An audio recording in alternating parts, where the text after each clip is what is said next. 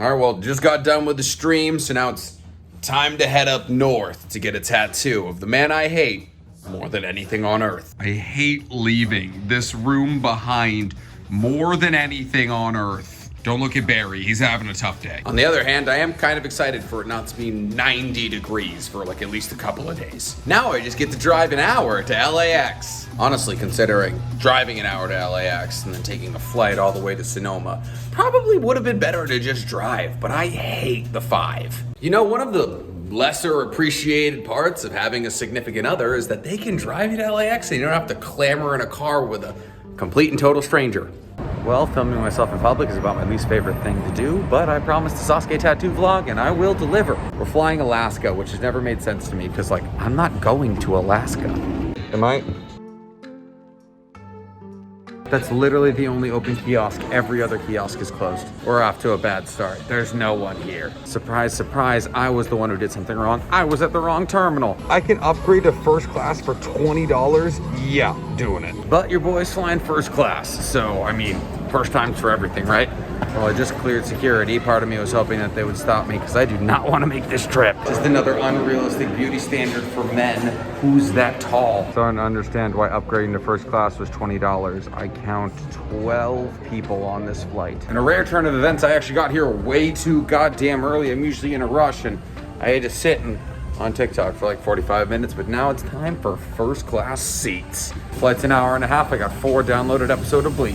First class came with a boxed water. I was hoping for champagne. So apparently with first class you get free drinks. So this vlog is about to get a whole lot less comprehensive because this was most likely unnecessary. So in a completely non-surprising turn of events, my phone died on the plane and I was not able to vlog me getting picked up by my tattoo artist and therefore brought to his house. But it's the morning after. I just slept on an airbed that slowly deflated all night, just like a standard airbed should. And we're gonna do a little tour of my tattoo artist's house because it's incredible. But first, this is Chewy and this is Ham. I'm allergic to cats, but for some reason my allergies aren't acting up with them. So my tattoo artist is kind of a collector of like a lot of eclectic things, but also his girlfriend collects troll dolls. I wish I was kidding, but there's troll dolls everywhere.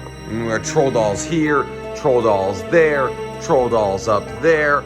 We got gremlins, we got the gremlin art, which is really, really cool. More troll dolls, troll dolls, troll dolls, and then did you know they made troll dolls this unsettlingly large? Don't forget about the above the door troll dolls.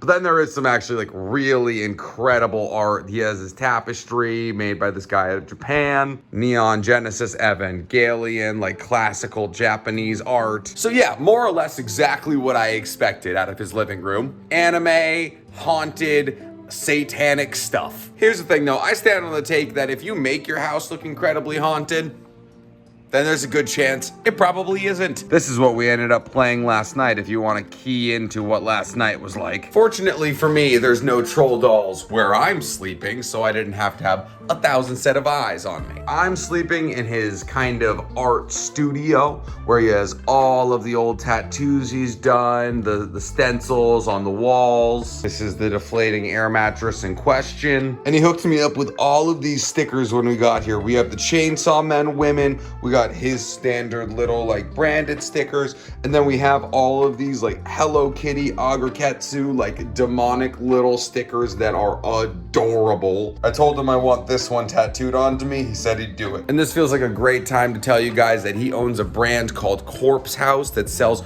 all those stickers and a couple of t-shirts that I'm gonna show you right now. So he prints t-shirts out of his garage and they're awesome. I'm gonna show you a couple designs. He's got things like Sailor Mercury with the Gunji Ito spiral coming out of her head. Awesome kind of demonic like tie-dye shirts. And then more like hentai inspired kind of like softcore t-shirts. Like I said, he uses these silk screens. He puts them over on this t-shirt press and he just screens them himself. Ham has anxiety and apparently takes cat Xanax, which I find hilarious. Brian is left to go tattoo other people for the day, but it's Sunday, so I'm gonna watch football, Boruto, Platinum End, and Demon Slayer. And then I'm gonna talk about them on my podcast this weekend on both our Patreon, where we have Zeffy of TikTok Famedom, 1.4 million viewers. We're gonna talk about DC fandom. And then on a regular episode of the Weeb Weekly that we put out on Spotify, Apple Podcasts, all those places, we're talking What If finale, we're talking Demon Slayer, we're talking Platinum End. We got a big week. So hey, this Sunday, even though Brian's not here, I got work to get done. I could have used this weekend to catch up on One Piece since Brian has almost every single chapter, except he doesn't have 23 to 47, which is the Skypia arc, and that's where I'm at. But on the upside of things, I did find a tattoo model hand, so good kitty. Good kitty. I think he likes it. TBH, with my allergic ass, this should probably be the only way I pet these cats. To give some perspective on how heavy this thing is, Chewy's also really big on head rubs. So this is a thing that's happening. It's kind of nice, except for the fact that my nose is getting very stuffy and my eyes are itchy, but I mean, still adorable. Oh, so it's the morning of the tattoo. Yay. We saw System of a Down last night. Korn was their opener. It was incredible, but guess who drank too much? Me. It's okay. I only need to get an armpit.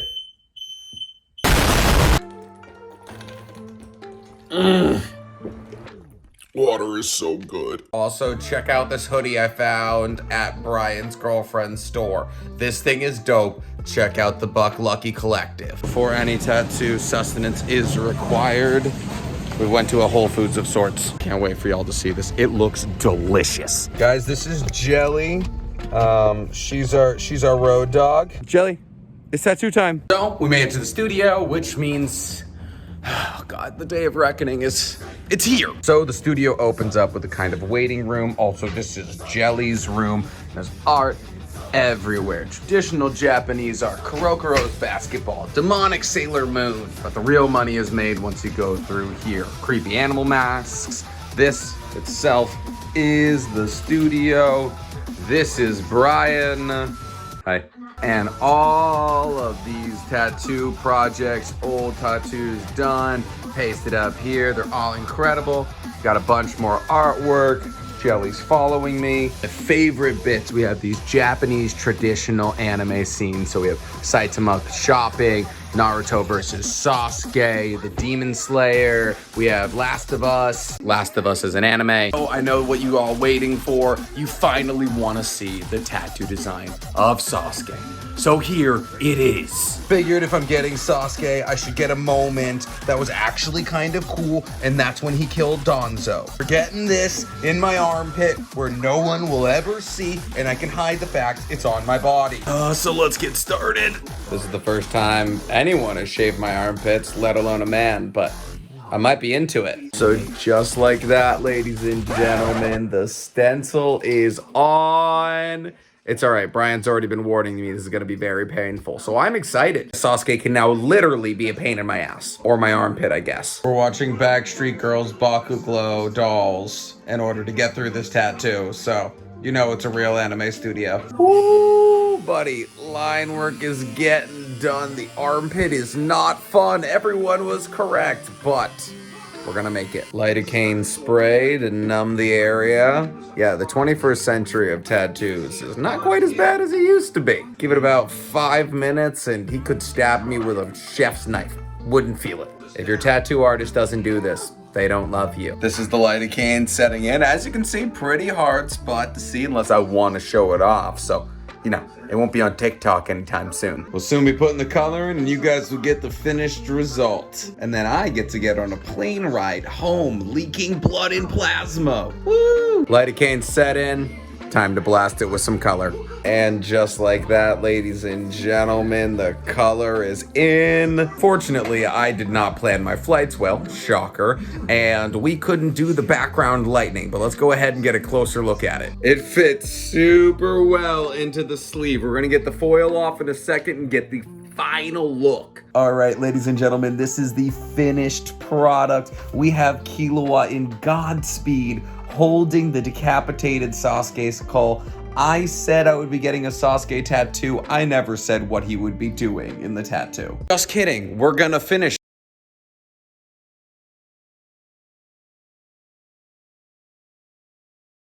on a later flight, so this pad's coming off. So now we are actually done. We came back because we realized we just weren't gonna make the flight, and we decided, you know, the hell with it. Let's put in some lightning, let's put in the white highlights, and let's call it. So ladies and gentlemen, the true finished product. Here, let's get a better angle. So guys, as you can see, with the most recent update, we added some blue lightning with some white highlights. I think it really pops the color. It shows off the Godspeed. It looks incredible. I'm really excited about how it turned out, but what I'm more excited about is to see how people react to Sasuke's presence in this tattoo, because he is just a decapitated skull, and I made no promises the state he would be in this tattoo. Now the pad is back on for real, and we have an actual flight to catch. But before we catch that flight, because now it is much later, Brian's gonna print me a couple of t-shirts from his company, Corpse House. You know, the screens I showed y'all earlier. That's a working man over there. So the t-shirt goes down here,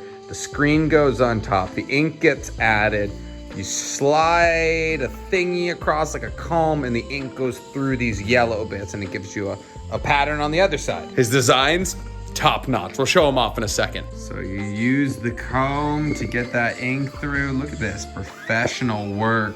Ooh, that looks incredible. Buck Lucky, everybody. That is Brian's girlfriend's brand. He also owns Corpse House. Support both of them, goddammit. So apparently the Santa Rosa airport is the tiniest little thing. There's no security, but it was made by the person who runs Peanuts, so it's all Peanuts themed. Look, this is where the departures go from. It's a tent. That's the tarmac right there.